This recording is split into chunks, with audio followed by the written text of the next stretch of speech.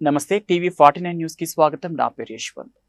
కోనసీమ తిరుమల వాడపల్లి శ్రీ వెంకటేశ్వర స్వామి ఆలయంలో భక్తుల రద్దీ నేపథ్యంలో ఏర్పాట్లను శనివారం ఎమ్మెల్యే బండారు సత్యానందరావు సమీక్షించారు. ఆలయ అధికారులతో కలిసి క్యూలైన్ల ఏర్పాట్లు, త్రాగునీటి సౌకర్యం, చిన్నారులకు పాలు, బిస్కెట్లు వంటి సహాయక చర్యలపై అడిగి తెలుసుకున్నారు.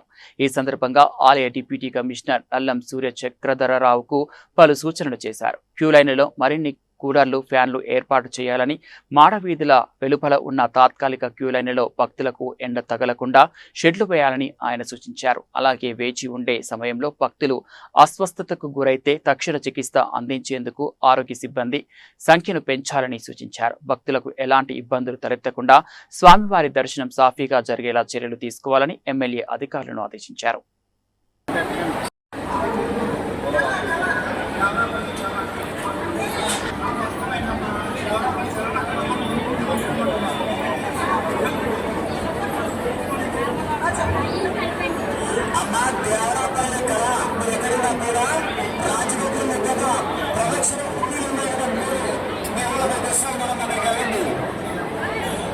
ఆయన్నే స్మరించుకోవాలి. ప్రతి ఒక్కరు కూడా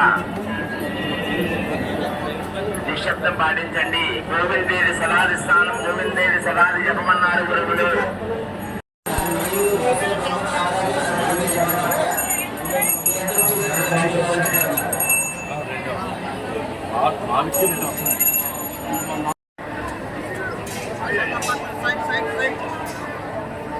లోపల గుడి లోపల